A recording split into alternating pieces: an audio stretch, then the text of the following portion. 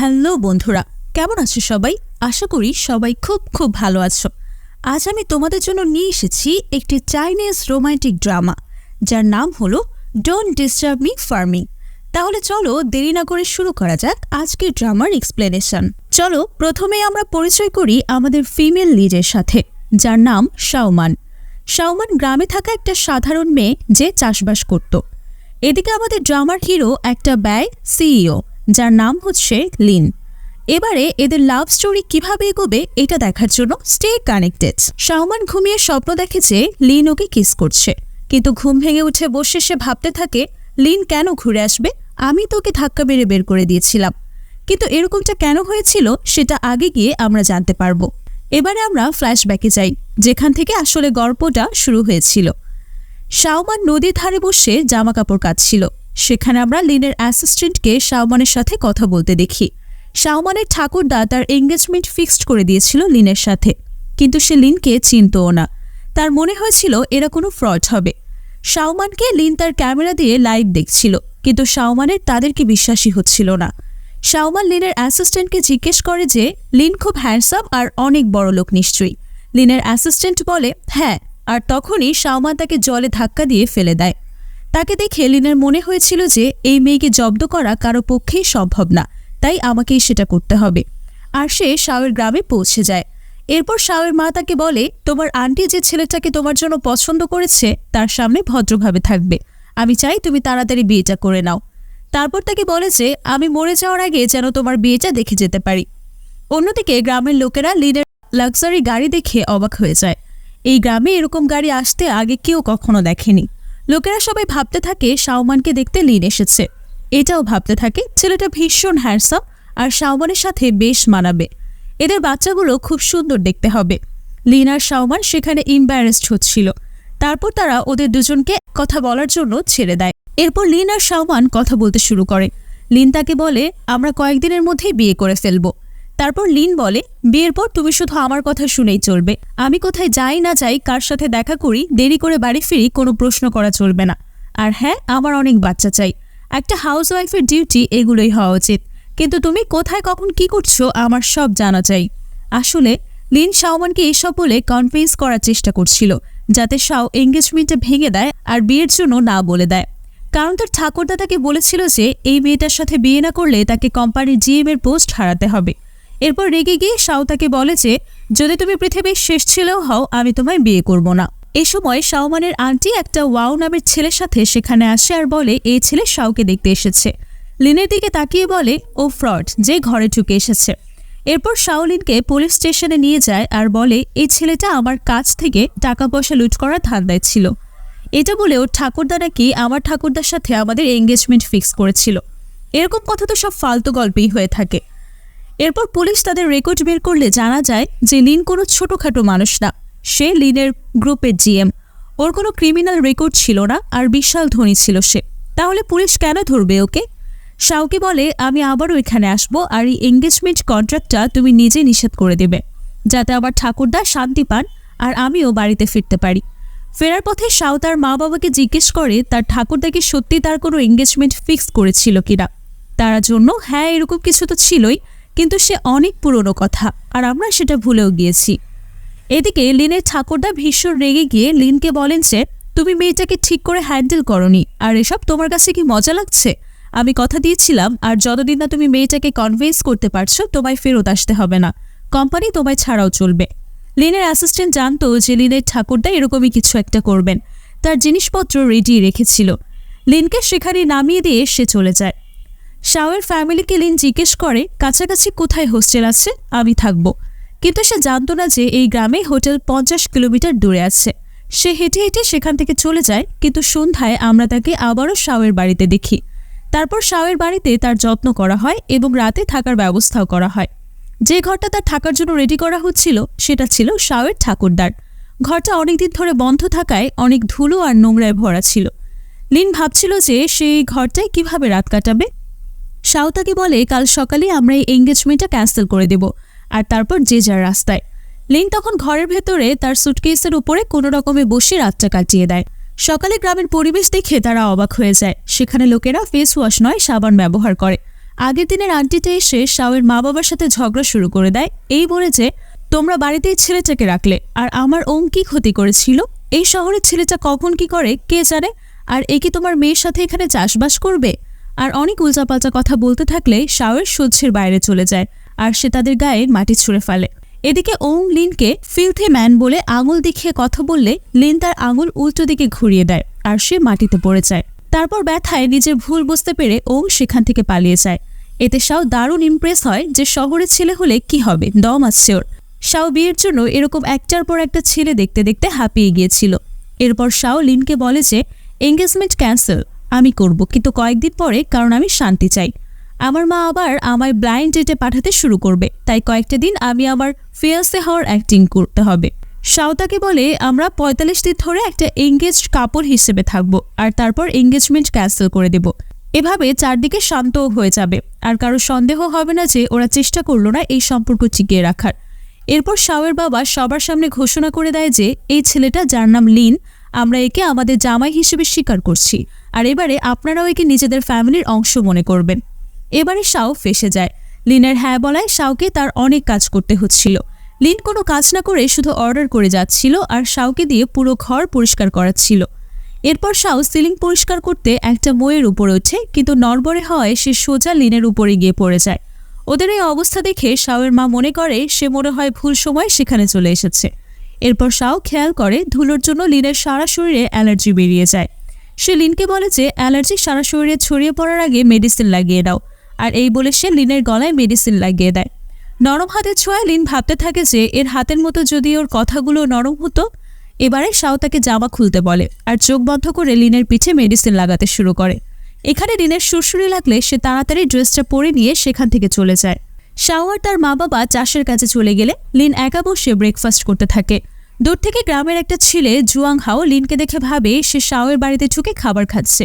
সে লিনকে ধরার চেষ্টা করলে লিনের হাতেই ধরা পড়ে, কারণ লিন ভীষণ স্ট্রং ছিল। ওরা দুজনেই দুজনকে চোর ভেবেছিল। এখানে শাও এসে হাওকে জানায় লিন তার ফিয়ান্সি, কিন্তু হাও ছিল শাও মানে ছোটবেলার বন্ধু আর তাই সে সন্দেহ করে। সে শাওকে বলে একে তো কোনোদিন দেখিনি আর এত তাড়াতাড়ি তোমার ফিয়ান্সিও হয়ে গেল। এরপর তারা একটা বানানো লাভ স্টোরি হাওকে শোনাতে শুরু করে। শাও বলে আমাদের ঠাকুরটা আমাদের এঙ্গেজমেন্ট ফিক্স করে দেয় আর প্রথম দেখাতেই আমাদের দুজনকে ভালো লেগে যায়। হাওকে কনভিন্স করার পর ওরা দুজনের থেকে ছিটকে দূরে সরে যায়।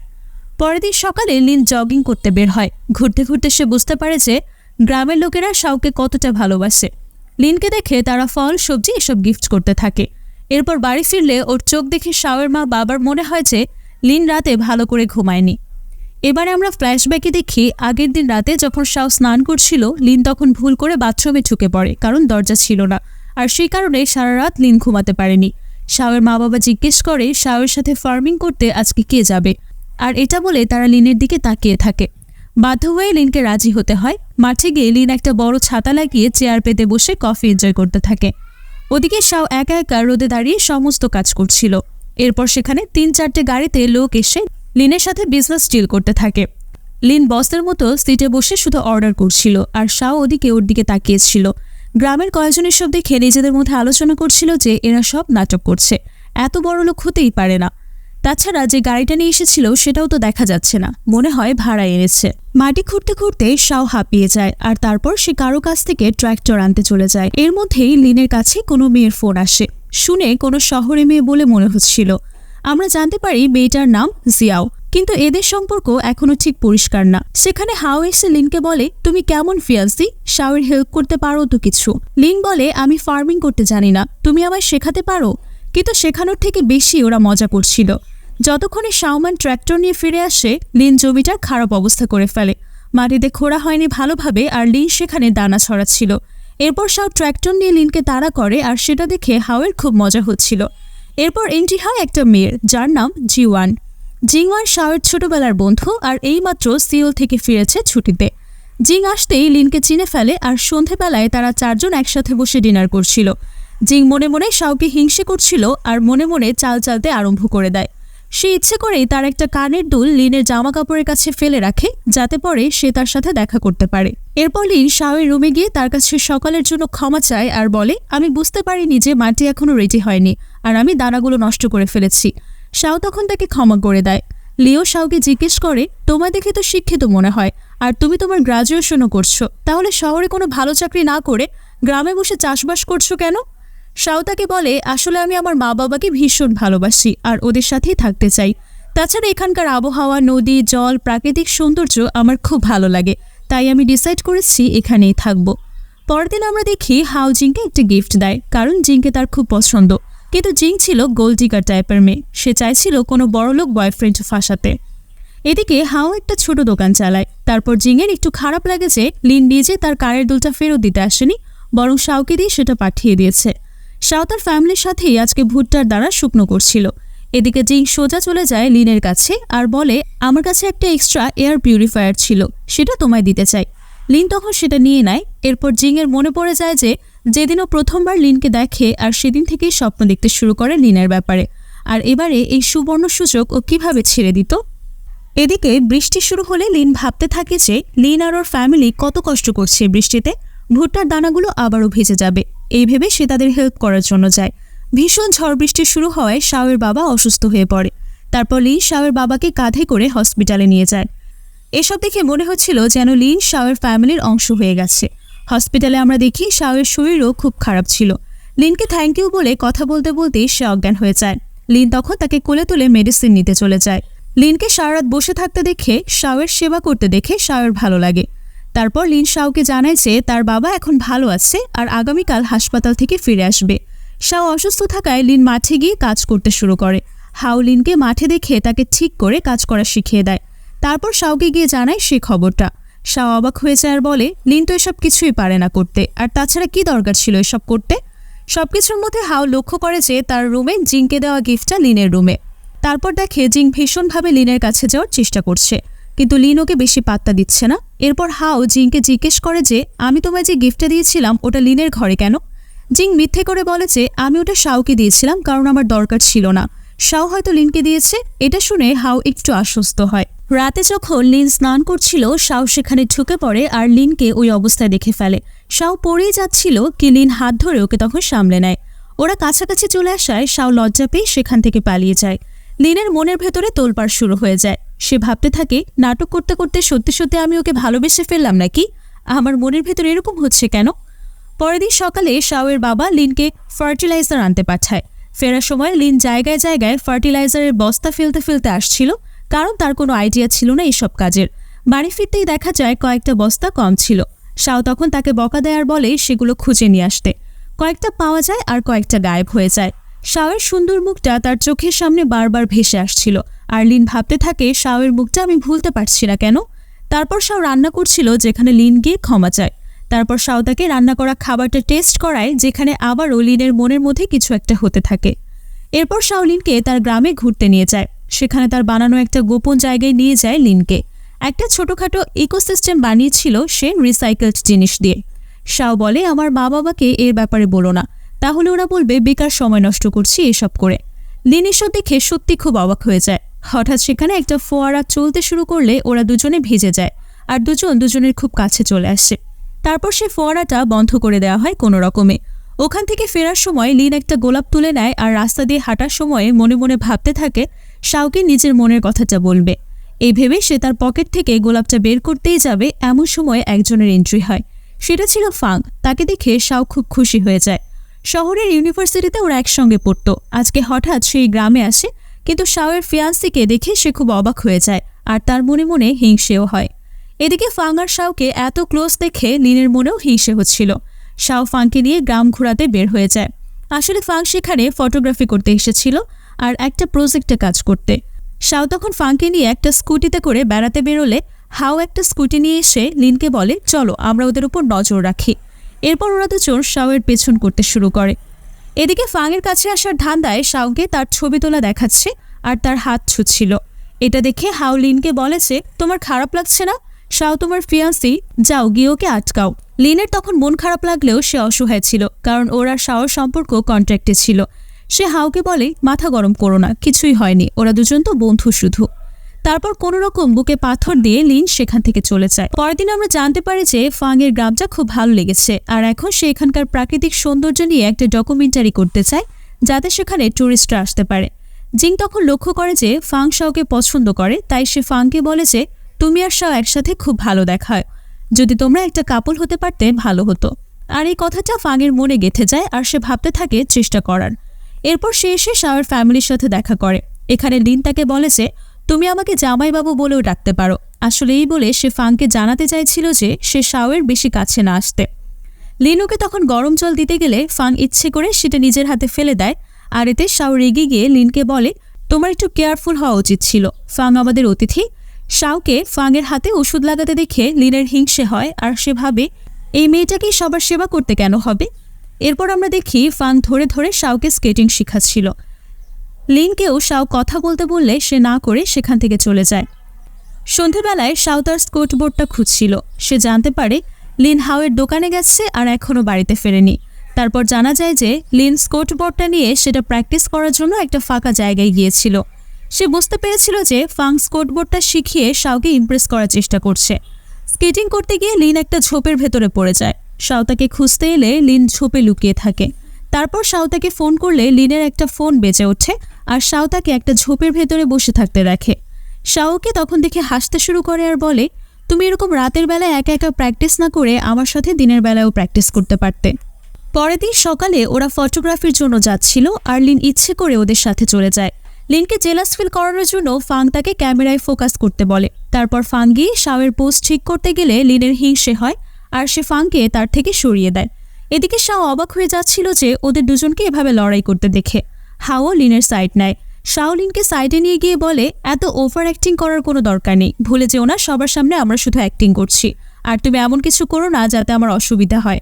তাই চুপচাপ হয় সাইডে গিয়ে দাঁড়িয়ে থাকো, না হলে এখান থেকে চলে যাও। এবারে লিন সেখান থেকে যাওয়ার কথা ভাবতেও পারে না, কারণ ওদের উপর নজর রাখতে হবে। এমন একটা সময় আসে যখন ফাং পা পিছলে জলে পড়ে যায়, কিন্তু লিন তার ক্যামেরাটা সামনে নিলেও ফাংকে জলে পড়ে যেতে দেয়। জলটা ভীষণ ঠান্ডা ছিল আর জলে পড়ে যাওয়ায় ফাংয়ের খুব ঠান্ডা লেগে যায়। বাড়িতে গিয়ে লিন বলে ফাংই তো বলেছিল যে ওর ক্যামেরাটা ওর জীবনের চেয়েও দামি, তাই তো আমি ওটা বাঁচিয়ে নিলাম আর ওকে জলে পড়তে দিলাম। আমি কিছু ভুল করিনি। কিছুক্ষণ পরে আমরা দেখি শাও ফাংয়ের ভেজা জামার কাপড়গুলো ধুতে নিয়ে যাচ্ছিল, যেটা দেখে লিনের ভীষণ রাগ হয়। এরপর ফাং বাইরে বেরিয়ে এসে লিনকে বলে এতক্ষণে তুমি নিশ্চয়ই জেনে গেছো আমি কে চাই। কলেজ থেকেই শাও আমার ক্রাশ ছিল আর ওকে পাওয়ার জন্য আমি সব কিছু করতে রাজি আছি। এরপরে সে অসুস্থ গলায় শাওকে বলে তুমি ছেড়ে দাও, আমি নিজেই আমার জামা কাপড় ধুয়ে নিব। এরপর রাতে ওরা সবাই মিলে বসে ড্রিঙ্কস করছিল, তার ডিনার করছিল। সেখানে ওই দুজনের মধ্যে কম্পিটিশন শুরু হয়ে যায়। ড্রিঙ্কিং ক্যাপাসিটি নিয়ে আবার ওদের মধ্যে তর্ক শুরু হয়, কিন্তু লিন খুব তাড়াতাড়ি ড্রাঙ্কড হয়ে পড়ে আর সোজা গড়িয়ে পড়ে শাওয়ের কাঁধে। লিনকে নিয়ে গিয়ে শুয়ে দেওয়া হয় ওর বিছানায়। কিছুক্ষণের জন্য অজ্ঞান হয়ে গেলেও হঠাৎ করে উঠে পড়ে শাওকে সে জড়িয়ে ধরে আর বলে আর কতদিন এভাবে নাটক করতে হবে, এরকম করতে করতে আমি সত্যিই তোমায় ভালোবেসে ফেলেছি। এই কথাগুলো ওখানে দাঁড়িয়ে থাকা জিং আর ফাং দুজনেই শুনে নেয় আর তাদের সন্দেহ হয় শাও আর লিনের সম্পর্কের ব্যাপারে। এরপর জিং শাওকে বাইরে নিয়ে গিয়ে সত্যিটা জিজ্ঞেস করে। তারপর বলে মনে আছে তোমায় একবার বলেছিলাম শহরে আমার একটা ক্র্যাশ আছে, সেটা এই লি। ওকে যেদিন প্রথমবার দেখি সেদিন থেকে আমি ওকে ভালোবেসে ফেলেছি। আমি ওকে পেতে চাই, ভীষণ ভালোবাসি। আমি চুপ করে গিয়েছিলাম সেদিন এটা জেনে যে ও তোমার ফিয়ান্সি, আর তাই কিছুই বলিনি। তারপর শাও ইমোশনাল হয়ে জিংকে সব কথা খুলে বলে। সে জানায় যে আমাদের সম্পর্ক একটা কন্ট্রাক্টে আছে আর শুধুমাত্র ৪৫ দিনের জন্য। ওদিকে ফাংও পরের দিন লিনের সাথে এই ব্যাপারে কথা বলতে শুরু করে, কিন্তু লিন তাকে পরিষ্কারভাবে জানিয়ে দেয় যে আমার আর শাওয়ের যা সম্পর্কই থাকুক না কেন তোমার তাতে কোনো দরকার নেই, তবে মনে রেখো যে আমি তোমায় কোনোদিনও জিততে দেব না। এরপর শাও লিনের সাথে বেশি কথা বলে না আর জিং ও লিনকে বলে যে শাও তাকে ওদের ফেক রিলেশনশিপের কথা বলে দিয়েছে। লিন তখন শাওয়ের কাছে যাওয়ার চেষ্টা করলে শাও তাকে পাত্তা দেয় না। তারপর ওদের দুজনের কথা কাটাকাটি হয়ে যায়। লিন বলে আমি না হয় ড্রাঙ্কড ছিলাম, কিন্তু তুমি তো ঠান্ডা মাথায় জিংকে সব খুলে বলে দিয়েছ। লিন তখন ভাবে সে সত্যি সত্যি শাওকে ভালোবেসে ফেলেছে। এই কয়েকদিনের অ্যাক্টিং আর তারপর সম্পর্ক শেষ, কে জানে কি হবে ভবিষ্যতে। কিছুক্ষণ পর জানা যায় শাওয়ের কুকুরটা হারিয়ে গেছে। গ্রামের বিভিন্ন জায়গায় খোঁজার পর কুকুরটাকে একটা দরজায় আটকে থাকতে দেখা যায়। ওর সাথে আরও একটা কুকুরের বাচ্চাও ছিল। ওদের বাঁচানোর পর দেখা যায় অনেক রাত হয়ে গেছে। শাও আর লিন জঙ্গলের ওই সিক্রেট বেসে গিয়ে থাকে। শাও মাশরুমে রান্না বসিয়ে আরও কিছু সবজি আনতে যায় আর লিন না জেনেই কাঁচা মাশরুম খেয়ে ফেলে। এতে ওর নেশা হয়ে যায় আর যতক্ষণে শাও ফিরে লিন উল্টোপাল্টা কথা বলছিল যেন নেশায় আছে। এরপর লিন তার মনের কথাগুলো শাওকে বলতে থাকে। সে বলে তুমি যে কি সুন্দর, আমার নজর দিয়ে দেখলে জানতে পারতে কেন তোমায় এত ভালোবাসি আমি। আরও বলে যে তোমার জন্য আমার ফিলিংসগুলো সত্যি হয়ে উঠছে। এরপর লিন শাওকে কিস করে ফেলে। শাওয়ের মনেও একই জিনিস ঘুরছিল, আর সে ভাবতে থাকে যদি এরকম নেশায় না হয়ে সুস্থ মাথায় আমাকে এগুলো বলতো। পরের দিন চোখ খুলতে লিন দেখে সে শাওয়ের কোলে মাথা দিয়ে ঘুমিয়েছিল। সে সময় তার কাছে ইয়াওয়ের কল আসে। সে লিনকে বলে, এতদিন তোমার কোনো খবর না পেয়ে ভাবছিলাম তুমি বেঁচে আছো কিনা। লিন তখন তাকে বলে, এবারে জানতে পারলে তো আমি বেঁচে আছি, আর এটা বলেই ফোন কেটে দেয়। বাড়ি ফেরার পথে লিন অনেক চেষ্টা করে শাওয়ের হাত ধরার, কিন্তু সাহস করে উঠতে পারে না। এদিকে শাও আজকে খুব খুশি ছিল, তার গাল দুটো লাল হয়ে গিয়েছিল লজ্জায়। জিং তখন লক্ষ্য করে সারা রাত এরা দুজনে গায়েব ছিল, কিছু নিশ্চয়ই হয়েছে এদের মধ্যে, কিন্তু শাও কিছুই বলে না। পরের দিনই ফাংয়ের চলে যাওয়ার কথা ছিল, কিন্তু সে বলে আমায় আরও কয়েকটা দিন এখানে থাকতে হবে, কারণ আমার ক্যামেরাটা খারাপ হয়ে গেছে আর সমস্ত ফটো ডিলিট হয়ে গেছে। ওটা রিপেয়ার হয়ে এলে আমি আবার ডকুমেন্টারি বানাবো। লিন তখন বুঝতে পারে এটা শুধুমাত্র তার একটা বাহানা। লিন তাকে নিজের রূপে দেখে রেগে যায়, কারণ সে জানতো ফাংয়ের ধান্দাটা আসলে কি। লিন ওকে ধাক্কা মেরে তার ঘর থেকে বের করে দেয়। এবারে সহানুভূতির জন্য ফাং গিয়ে বাইরের টেন্টে বসে থাকে। এদিকে শাওয়ের বাবা মা ওকে জিজ্ঞেস করলে শাও বলে যে লিন ওকে বের করে দিয়েছে, কিন্তু চিন্তা করতে হবে না, সে এখানে ঠিক রাত কাটিয়ে নেবে। এতে শাওয়ের রাগ হয় আর তারপর ফাংকে নিয়ে যায় লিনের রুমে। এরপর সারা রাত ফাংয়ের জ্বালায় লিন ঘুমোতে পারছিল না, আর সহ্যের সীমা ছাড়িয়ে যায় যখন ফাং নাক ডাকতে শুরু করে। লিন শাওকে জাগায় আর বলে, নিজেই শোনো তোমার বন্ধুর নাক ডাকার আওয়াজ, এভাবে আমি কি করে ঘুমাবো। শাও বুঝতে পারছিল ব্যাপারটা। সে বলে, তুমি যতক্ষণ না ওকে এখান থেকে তাড়াবে না, আমি ততক্ষণ শান্তিতে ঘুমাতে পারবো না, আর তোমায় ঘুমাতে দেব না। এই বলে সে শাওয়ের রুমে এসে বসে পড়ে। শাওয়ের খুব ঘুম পেলে ও ঘুমিয়ে পড়ে। ব্ল্যাঙ্কেটটা সরে গেলে লিন সেটা ঠিক করে দিতে চায়, কিন্তু ঘুমের ঘোরে শাও তাকে জড়িয়ে ধরে, আর লিন চেষ্টা করেও তার হাত ছাড়াতে পারে না। তারপর সে ভাবে আমিও একটু ঘুম পুরো করে নেই। এভাবে সকাল হয় আর লিনকে তার পাশে ঘুমোতে দেখে শাও লজ্জা পেয়ে যায়। ওদিকে ফাংয়ের অবস্থা দেখার মতো ছিল। সে বুঝতেই পারেনি যে তার নিজের চাল তার উপরেই ভারে পড়বে। সারা রাত ঘুমানোর পর লিনকে শাওয়ের রুম থেকে বেরোতে দেখে ফাংয়ের খুব হিংসে হয়।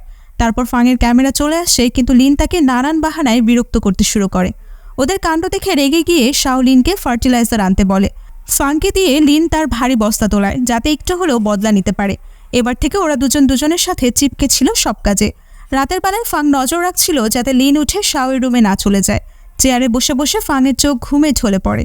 লিন আগেই উঠে বেরিয়ে গিয়েছিল রুম থেকে। লিন সকাল সকাল শাওয়ের রুমে কিছু নিতে যায়, আর ফাং ঘর থেকে বেরিয়ে আবার দেখে লিন শাওয়ের রুম থেকে বের হচ্ছে। নিজের উপর তার খুব রাগ হয় যে কেন আমি ঘুমিয়ে পড়লাম রাতে। এভাবে আমরা দেখি ইয়াও লিনকে বারবার ফোন করে বিরক্ত আর ব্ল্যাকমেল করছিল। আসলে ওদের সম্পর্ক বিজনেসের। ইয়াওয়ের কোম্পানি ছিল লিনের কোম্পানি থেকে বড়, তাই ইয়াও তাকে ব্ল্যাকমেল করে বলছিল লিন যদি তার সাথে বিয়ে না করে তাহলে ইয়াও সমস্ত কোলাবোরেশন তুলে নেবে। কিন্তু লিনের ওসব নিয়ে কোনো চিন্তাই ছিল না। ও শুধু ফাংয়ের হাতে শাওকে হারাতে চাইছিল না। তারপর লিন শাওয়ের সাথে কাজ করতে শুরু করে রান্নাঘরে। চিকেন কাটতে গিয়ে শাওয়ের মায়ের ফেভারিট প্লেটটাও ভেঙে ফেলে সে। কিন্তু শাওয়ের মা এতে কোনো রাগ করে না, আর সে হাসতে হাসতে বলে জামাই তো ছেলের থেকেও বেশি হয়। এদিকে জিং এসে ফাংকে ভরকাতে থাকে আর এই বলেছে হাতে হাতেই বসে থাকলে লিন শাওকে তোমার চোখের সামনে দিয়ে নিয়ে চলে যাবে। একদিন যখন শাও ঘুমিয়েছিল লিন চুপচাপ শাওয়ের আঙুলের মাপ নেয় আংটির জন্য, কিন্তু শাও ঘুম থেকে উঠে পড়লে সে অ্যাক্টিং করে যে সে তার রুমে স্কেটবোর্ড নিতে এসেছে। এদিকে জিং একদিন হাওকে মুভির টিকিট দিয়ে বলে তুমি কি আমার সাথে মুভি দেখতে যাবে। হাও তখন খুশি হয়ে যায়। ফাংও ঠিক করে নিয়েছিল যে সে শাওকে তার মনের কথা বলবে, কিন্তু শাও তাকে না বলে দেয় আর বলে আমি তোমায় শুধু একটা বন্ধু হিসেবে দেখি, আর আমরা এরকম থাকলেই ভালো হবে। ফাং তখন তাকে জিজ্ঞেস করে তুমি কি লিনের জন্য আমায় না বললে। তখন শাও হ্যাঁ বলে মাথা নাড়ায়। তারপর ফাং তাকে বলে তোমাদের তো কন্ট্যাক্ট রিলেশনশিপ, একদিনও তোমার মন ভেঙে চলে যাবে আর তুমি একা থেকে যাবে, তোমার ভয় লাগে না। শাও বলে যাই হোক আমার ফিলিংস শুধুমাত্র ওর জন্য, আর সরি বলে ওখান থেকে সে চলে যায়। দূরে দাঁড়িয়ে থাকা লিন ওদের দুজনের এই কথাগুলো শুনে নেয়। সে ভীষণ খুশি হয়ে যায় যে শাও ওকে পছন্দ করে আর ভালোবাসে। শাওকে জড়িয়ে ধরে লিন বলে যদি আমি তোমায় বিরক্ত করি তাহলে তুমি চলে যেতে পারো, কিন্তু শাও যায় না। এখানে আমরাও কনফার্ম হয়ে যায় যে ওরা দুজনেই দুজনকে পছন্দ করে। এরপর ফাও শাংয়ের সাথে দেখা না করে শুধু একটা চিঠি লিখে রেখে চলে যায়। তাতে ফাং তার সমস্ত মনের কথা লিখে জানিয়েছিল। গ্রাজুয়েশন করার পর তার প্যারিসে ফটোগ্রাফি কোর্স করতে যাওয়াটাই ভুল হয়েছে। যদি আমার মনের কথা তোমায় আগেই বলে দিতাম তাহলে হয়তো আমি লিনের জায়গায় হতাম, কিন্তু আমি মনের ভেতরে কিছু রাখতে চাই না, যাতে কোনোদিন আমার রিগ্রেট না হয় যে আমি তোমার মনের কথাগুলো জানাইনি। ফাংয়ের সাথে ওর বন্ধুত্ব শাওর খুব ভালো লাগতো। সে চিৎকার করে ফাংকে গুড বাই বলে দেয়। ফাংও তাকে ফেয়ারওয়েলে বলে হাসতে হাসতে চলে যায়। ওর মনটা অনেক হালকা হয়ে গিয়েছিল, আর এবারে সে ওদের দুজনের জীবন থেকে বেরিয়ে গিয়েছিল। ওদিকে লিন সেই গ্রামটাকে নিজের বলেই ভেবে নেয়। সে শাওয়ের সাথে মাঠে গিয়ে চাষবাস করত আর শাও ওর জন্য খাবার নিয়ে আসতো। এত কঠিন পরিশ্রমের অভ্যাস ছিল না লিনের, তাই খেতে গিয়ে তার হাত কাঁপতে থাকে। তখন শাও তাকে নিজের হাতে খাইয়ে দেয়। নিজের শহরের জীবন থেকে গ্রাম্য জীবন লিনের ভীষণ ভালো লেগেছিল। সে ভাবছিল সারা জীবন এভাবেই কাটিয়ে যাক। এদিকে লিনের ঠাকুরদা একদিন গ্রামে আসে শাওয়ের ঠাকুরদার কবর দেখতে। সেখানে দেখা হয় শাওয়ের সাথে। শাও তাকে আগেও একবার সেখানে দেখেছিল আর ঠাকুরদাকে খাবার খাইয়েছিল। সেদিন থেকে লিনের ঠাকুরদা শাওকে খুব পছন্দ করে আর তার নাতবউ হিসেবে পছন্দ করে নেয়। আজকেও ঠাকুরদাকে সে নিজের বাড়িতে নিয়ে আসে, কিন্তু ওরা জানতোই না যে এটাই লিনের ঠাকুরদা। ওরা জানতো সে শাওয়ের ঠাকুরদার কোনো এক বন্ধু। এরপর লিন সেখানে এলে ওরা সবাই এটা জেনে খুশি হয়ে যায় যে সে লিনের ঠাকুরদা। সে লিনকে জানায় যে আজকাল কোম্পানিতে কিছু প্রবলেম চলছে আর সেজন্যই হয়তো ইয়াওয়ের সাথে কন্ট্রাক্ট শেষ করতে হবে। কিন্তু ঠাকুরদা লিনকে বলে, তুমি এসব নিয়ে চিন্তা না করে নিজের কথা মন দিয়ে শোনো। তোমার শাওকে ভালো লাগলে এর থেকে বড় খুশির খবর আর কিছুই নেই। একদিন শাও লিনের হাতের ব্যথার ওষুধ লাগাচ্ছিল আর লিন হঠাৎ করে শাওকে কিস করে দেয়। এর মধ্যেই শাওয়ের মা তাদেরকে খেতে ডাকে। হাওয়ের কাছ থেকে জিং জানতে পারে যে লিন খুব তাড়াতাড়ি শাওকে প্রপোজ করবে। এই কথাটাই জিং ইয়াওকে জানায়। ইয়াও তাকে বলে যে আমি তোমায় অনেক অনেক টাকা দেব আর আমার কোম্পানিতে একটা উঁচু পোস্টে চাকরি দেব, কিন্তু তোমার এই সম্পর্কটা ভাঙতে হবে যে করেই হোক। জিং এই অফারটা পেয়ে খুব খুশি হয়ে যায়। শাও জিংকে জানায় যে সে আজকাল একটু চিন্তায় আছে, কারণ লিন আজকাল একটু দেরি করে বাড়িতে ফেরে। আসলে লিন প্রপোজালের তৈরি করছিল। জিং ওর মনে সন্দেহ দিয়ে দেয় আর বলে, আমার একটা বয়ফ্রেন্ড আছে, ঠিক সময় তোমার সব জানাবো। ওদিকে আমরা দেখি হাওয়ের সাথে প্ল্যান করে লিন সিক্রেট বেসে শাওকে প্রপোজ করার ব্যবস্থা করে। সেখানে জিংও আসে আর ওদের সাথে ড্রিঙ্কস করতে বসে। লিনের ড্রিঙ্কতেও নেশার ঘুমের ওষুধ মিশিয়ে দেয় আর তারপর লিন বেহুশ হয়ে গেলে তারা লিনের কিছু পার্সোনাল ছবি তুলে নেয়। হাও এসে দেখে লিন বেহুশ হয়ে ঘুমাচ্ছে। সে লিনকে বলে যে যাতে শাও সন্দেহ না করে তাই আমি ওকে বলেছি লিন কাল রাতে আমার ঘরে ঘুমিয়েছে। জিং আর তার লিনের ফটো শাওকে দেখিয়ে বলে, এটা আমার সিক্রেট বয়ফ্রেন্ড, দেখো লিন ডাবল গেম খেলছে, না হলে আমার সাথে কেন হতো। শাওয়ের মাও সে ফটোটা দেখে খুব রেগে যায়। এরই মধ্যে লিন আর তার দাদু সেখানে আসে। শাও আর ওর মা চিৎকার করে বলতে থাকে যে লিনের সাহস কি করে হয় আমাদের বাড়িতে আসার। তারপর সে ছবিগুলো লিন আর তার দাদুকে দেখায়। লিন শাওকে বলে, এসব ভুল, আমার কথা একবার শোনো। কিন্তু শাও এই ছবিগুলো আর ওর বন্ধুর কথায় বিশ্বাস করে। লিনার দাদু ওকে সবার সামনে মারে আর বলে, তোমায় আমি কি এসব শিখে বড় করেছিলাম? তুমি আমার নাক কেটে দিলে। ওকে মারতে মারতে ওখান থেকে নিয়ে চলে যায়। লিনের খুব মন খারাপ হয়ে যায় এই ভেবেছে ভালোবাসা তো ভরসায় চলে, আর এর যদি আমার উপর ভরসায় না থাকে তাহলে আমার এখানে থেকে কী লাভ। এরপর লিন আবার শহরে চলে আসে আর তার সেই পুরনো জীবন শুরু করে যেটা সে শাওয়ের জন্য ছেড়ে দিয়েছিল। আর এবার ওর কোম্পানিতে সমস্ত কন্ট্রাক্ট আর ডিলিংস সঠিকভাবেই চলছিল, কারণ শাওয়ের সাথে ওর ব্রেকআপ হয়ে যায়। ওদিকে শাও নিজেকে কাজের মধ্যে ব্যস্ত রাখতো আর মা বাবাকে দেখাতো যে সে খুব ভালো আছে, তার মনে কোনো কষ্ট নেই, কিন্তু একা থাকার সময় খুব কাঁদতো আর লিনকে মিস করতো। এদিকে জিং শহরে চলে যাচ্ছিল। হাও তাকে বলে, আমি জানি লিন শাওকে চিট করেনি, এগুলো সব তোমার করা, তুমি এগুলো করে ঠিক করনি। এরপর জিংওয়ান তার গাড়ি চালাতে চালাতে ইয়াংয়ের সাথে কথা বলে জানতে পারে যে ইয়াও তাকে ঠকিয়েছে। নিজের কাজ হয়ে যাওয়ায় জিংকে সে কোনো কাজ অফার করছে না। এদিকে শাও আর হাও জানতে পারে যে রাস্তায় জিওয়ান যাচ্ছে আর সেই রাস্তায় খুব বৃষ্টি হওয়ায় অ্যাক্সিডেন্ট হওয়ার চান্স খুব বেশি। এর মধ্যে জিওয়ানের অ্যাক্সিডেন্ট হয় আর ওরা তাকে বাঁচাতে যায়। এই সময় জিওয়ানের মনে হয় যে সে কত বড় ভুল করেছে।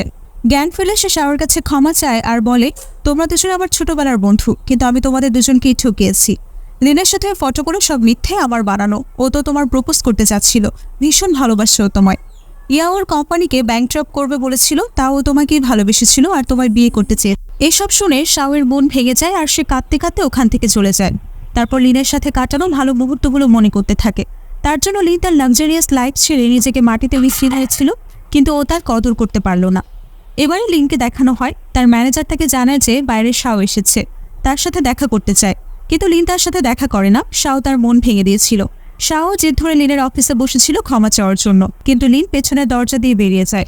লিন একটা প্রেজেন্টেশন করছিল আর তার ম্যানেজার ভুলে একটা ভিডিও চালিয়ে দেয় যেখানে শাওয়ের সাথে কথাগুলো দেখা যায়। এত বড় পার্সোনাল ভিডিও মিডিয়ায় লিক হয়ে যাওয়ায় লিন খুব রেগে যায়। লিনের দাদু সেখানে এসে জানায় যে পুরো দুনিয়া এখন জানে যে আমি শাওমানের দাদুকে কথা দিয়েছিলাম, তাই এবারে এঙ্গেজমেন্টটা না হলে আমাদের কোম্পানির রেপুটেশনে খুব ক্ষতি হবে, তাই এই ব্যাপারটা একবার ভালো করে হ্যান্ডেল করো। এরপর আমরা দেখি লিনের অফিসেই শাও একটা স্পেশাল ডিপার্টমেন্টে চাকরি পায়, যেটা ছিল ইকোলজি ডিপার্টমেন্ট, আর কেউ সেটার ব্যাপারে জানতোই না। লিনের দাদু এই ডিপার্টমেন্টটা বানিয়ে প্রথম এমপ্লয়ি হিসেবে শাওমানকে অ্যাপয়েন্ট করে। ওর ডেস্কও ছিল জিএমএ ডেস্কের ঠিক সামনে, যাতে শাওমান লিনের সামনে থাকে সবসময়। এরপর কাজের ছুতোয় শাও লিনের কাছে ক্ষমা চায় আর তাকে বলে, আমার উচিত ছিল তোমার কথা একবার শোনা, কিন্তু লিন তার কোনো কথাই শোনে না। এর মধ্যে ইয়াও সেখানে চলে আসে আর বলে, আমি এর খুব স্ত্রী আর এর বিজনেস পার্টনার। তারপর ওরা দুজনে ডিনারে বেরিয়ে যায়। এরপর শাওয়ের মনে হয় যে সে লিনের যোগ্য নয় আর ওদের দুজনকে বারবার সেভাবে দেখতে পারবে না, তাই সে তার ডেস্ক বাইরে বের করে দেয়। শাও ওর কাছে পুরোপুরি ফোকাস করতে থাকে কারণ ও লিনের দাদুকে নিরাশ করতে চাচ্ছিল না। এদিকে লিন ওকে ভীষণভাবে টর্চার করতে শুরু করে। শাও যতই পরিশ্রম করে কোনো অ্যাসাইনমেন্ট শেষ করতো, লিন কোনো না কোনো কারণে সেটা রিজেক্টই করে দিত। লিন ওকে বকাবকিও করতো। একদিন শাও অ্যাসাইনমেন্ট করতে করতে সেখানেই ঘুমিয়ে পড়ে। লিন ওর কাছে এসে ওর গায়ে একটা ব্ল্যাঙ্কেট দিয়ে দেয় আর তার কাঁধে মাথা রেখে ঘুমাতেও দেয়। শাওয়ের প্রজেক্টের ভুলগুলো সব ঠিক করে দেয় লিন। শাও ঘুম থেকে উঠলে লিনকে বলে, তোমার মনে এখন আমার জন্য ফিলিংস আছে আর তুমি আমায় ক্ষমা করতে পারছো না। লিন তখন তার কথা উড়িয়ে দেয়। তারপর আমরা দেখি শাও একটা সুন্দর আর বড় প্রজেক্টের প্রপোজ করে আর এখানে লিনও তাকে হেল্প করে। সবাই সেই প্রপোজালটা পছন্দও করে। পরের দিন শাও জানতে পারে যে লিন অফিসে আসছে না কারণ সে ইয়াওয়ের ফ্যামিলির সাথে দেখা করতে গেছে ওদের এঙ্গেজমেন্টের জন্য। শাওয়ের মাথা খারাপ হয়ে যায় এটা শুনে। এদিকে লিন তাকে বলে যে আমি তো শুধু বিজনেস ডিসকাশনের জন্য এই হোটেলে এসেছি। লিন শাওকে তার সাথে মিটিংয়ে নিয়ে যায়। নিশ্চিত ফিরতে ফিরতে শাও লিনকে বলেছে, আমি তোমার শেষবারের মতো জিজ্ঞেস করছি তুমি কি আমায় বিয়ে করবে নাকি তুমি ইয়াওয়ের সাথে এঙ্গেজমেন্ট করে নিয়েছো। ঘুম থেকে উঠে শাও দেখে যে তার ফোনে ইয়াওয়ের কল এসেছে। স্পিকারেতে লিন বলে, এবারে তুমি আমার কোম্পানিকে বরবাদ করতে চাইলেও আমি শাওকে ছাড়বো না। এরপর সময় কেটে যায় আর 6 মাস পরে আমরা দেখি শাও আর লিনের জীবনে অনেক কিছু বদলে গেছে। গ্রামে ওদের প্রজেক্টটা খুব ভালো হয়েছিল আর কোম্পানির প্রবলেমগুলো শেষ হয়ে যায়। এখানে ইয়াও আবার লিনকে কল করে বলেছে আমরা আবার তোমার কোম্পানির সাথে কাজ করতে চাই। কিন্তু লিন তাকে বলে, আমি ফার্মিং করছি, প্লিজ আমি বিরক্ত করো না। এরপরে সে ফোনটা রেখে দেয় আর শাওয়ের হাত ধরে হাঁটতে থাকে। আর এখানেই শেষ হয় এই গল্পের happy ending. Thank you for watching. Stay connected.